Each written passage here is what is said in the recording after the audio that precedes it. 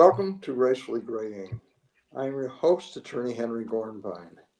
Today, Gracefully Graying, I am very pleased to welcome as my guest Michelle Miller of Michigan G.R.and.M.A.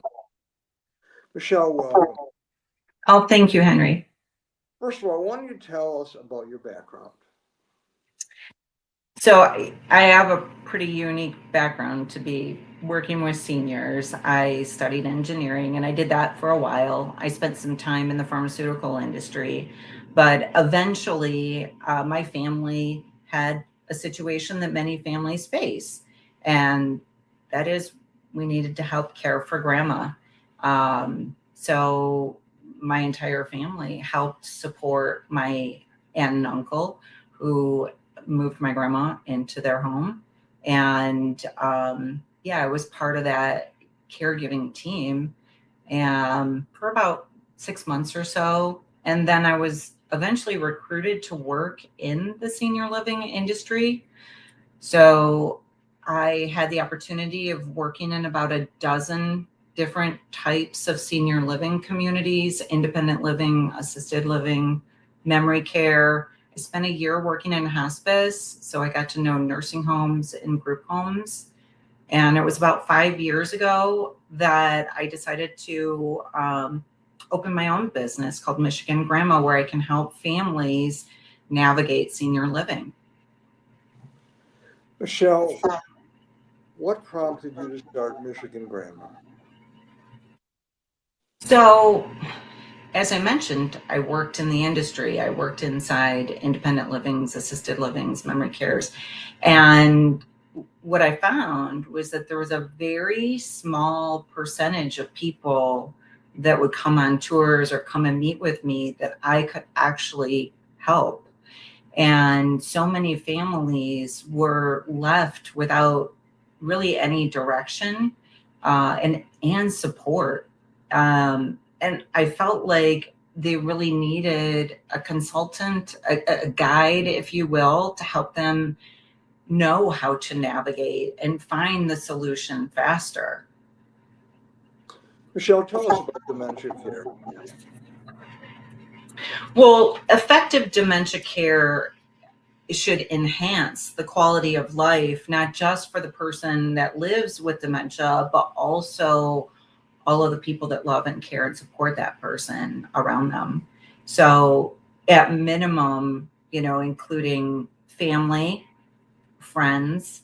It was just yesterday that I met a woman with dementia and her dear friend of decades.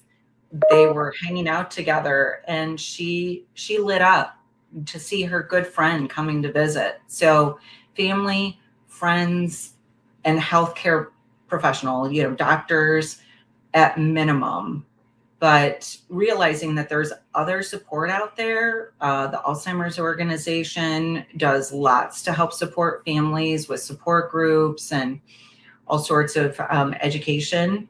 There are in local communities, there are now, dementia friendly movies at the local movie theater. I encourage families to go out and, do some of these things together to help find others. And so you don't feel like you're on an island going through dementia. How does one care for someone with dementia? That is a really good question. There's lots of, we could be here for hours talking about that, but I really want to get to two things, if I can, leave your listeners with these Sure. two things to do. One, once your family member is diagnosed, normally they'll do some sort of cognitive testing. And so long as the doctor supports it, getting that cognitive testing done once a year so that you understand if they're declining. You see, a lot of people don't realize that someone with dementia who was a doctor or a professor, business owner, whomever they were, they're still that person, very intelligent, and they have coping mechanisms. So they're really good at hiding what they're struggling with And I promise you, they've known for a very long time that they're having cognitive decline. By the time they get diagnosed, it's probably been several years that they've been struggling. So since you can't visually see someone declining with dementia, like there's not like a scar on their face or something like that, getting that cognitive testing done each year will let you know that life's gotten a little harder and they might need some more support. So that's one. And then the second thing, if I can make the recommendation, is get some training. So Teepa Snow is someone that you could watch YouTube videos on. David Troxel wrote the book with Virginia Bell called The Best Friends Approach. And it's really a very simple way to help support your family or friend through a very difficult illness. So get trained. When is it time to consider moving someone with dementia to assisted living or memory care? Well, number one, if there's a hospitalization, that should be a major red flag to at least evaluate and think about it. But absolutely, if a doctor or the hospital is telling you it's time for 24/7 support or it's time to move, that is not something they do very lightly. And so I would absolutely recommend heeding that advice at that exact moment. But other things that you can be on the lookout for are safety concerns. So frequent falls or having, your family members struggling to find their way home. So, let's say they have a local bushes down the street and all of a sudden they can't find their way back home. That would be a major red flag that something is really, really wrong. Declining health overall. So maybe your family member was getting some in-home care once or twice a week, but now they need help every single day. That is not just expensive, but that should be an alert to say, maybe it's time to evaluate doing this differently. But I also just want to mention that trying to improve the quality of life for someone that lives with dementia is really important.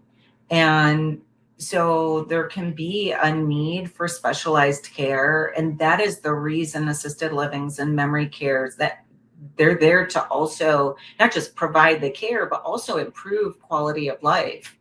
So those can be some things to be on the lookout for. Michelle, what are the 3 essential questions that families need to consider when moving their loved one to a memory care?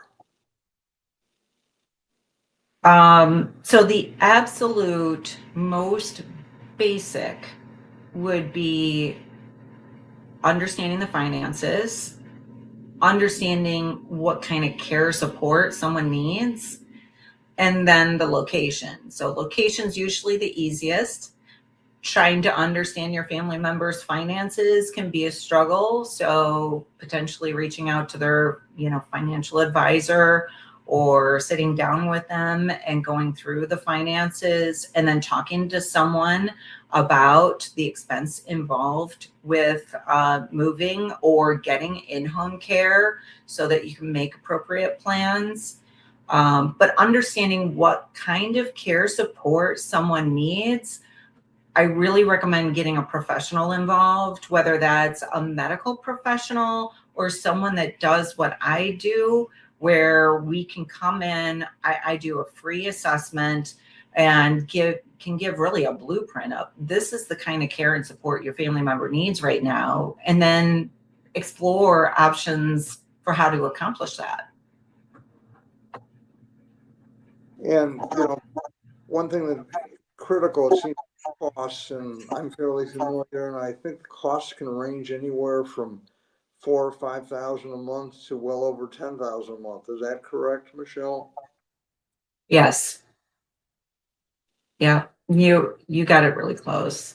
The good thing to know is that if you don't have the finances to afford care. There are more and more Medicaid style programs, or the My Choice waiver.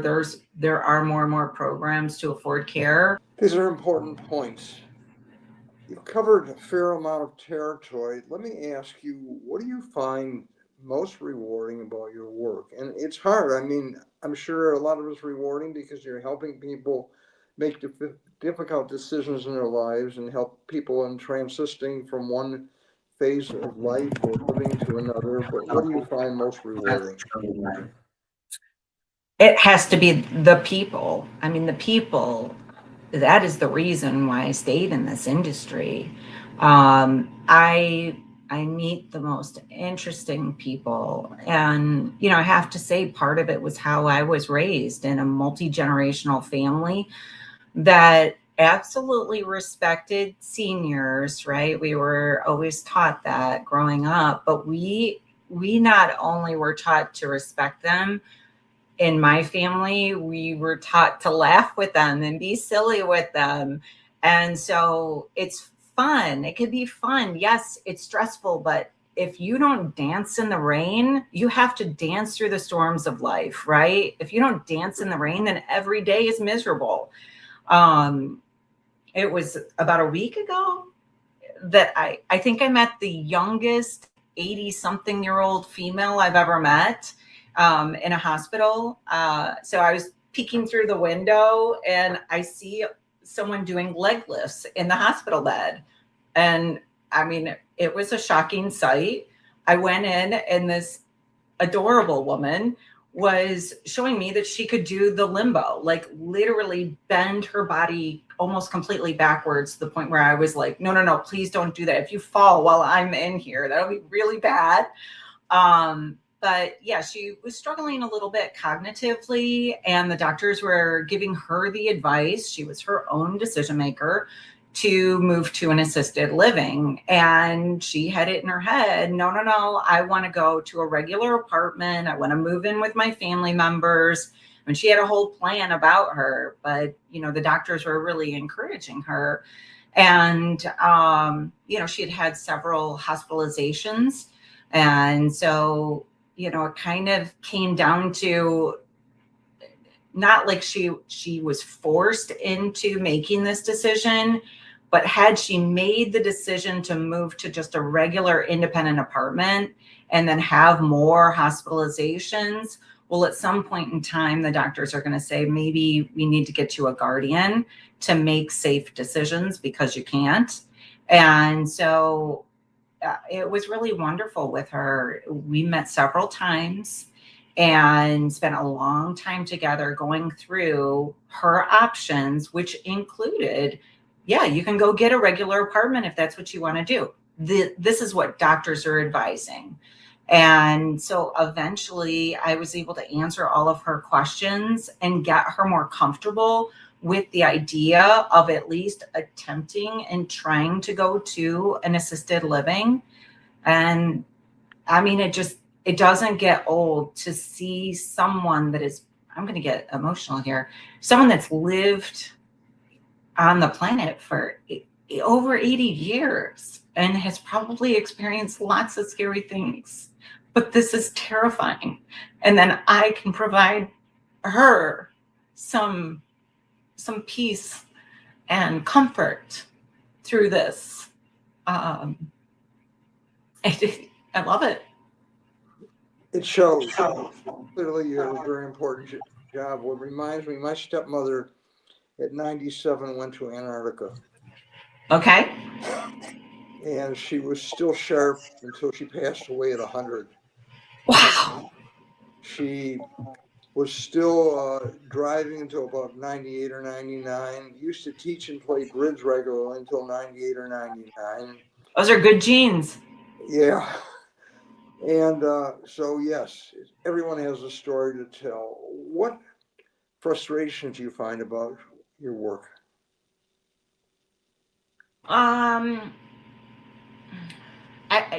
Frustration, being frustrated in life, that's just being human, right? I can get some very complex cases There are times where I don't know the solution, quite honestly, and I'm working on a team with lots of other very intelligent people that have been in the industry as long as I have, or even longer. But here's kind of what I've found. A lot of the people in this industry were called to it. In fact, the majority, I would say, were called to it. They have all sorts of very unique backgrounds, and then they find themselves in this industry and really wanting to make a difference. And when I get a very frustrating case that I cannot find a solution for, I just start pick up the phone, calling everyone I know, going over the situation. What should I do? What should I do? What are your thoughts? What are your thoughts? And I approach every problem with every problem has a solution. We just need to figure out what that is. And I would say that gets me through like 99% of the frustrating situations. I love your attitude, Michelle. Ah, Are there any final thoughts that you would like to share with us and our viewers? I guess the most important thing to me to leave everyone with about dementia um, is that the most important thing is to preserve someone's dignity. And so, whatever that means to you for them is paramount. Dignity is important, and yes, uh, well said. I Thank know you. there's a lot that we haven't covered, but you've really explored a lot of important issues for our viewers, and I really thank you for being my guest on Gracefully Gray.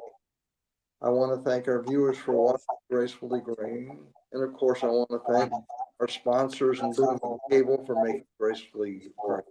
Michelle Miller, thank you so much. Michigan G.R.and.M.A, thank you so much for being my guest.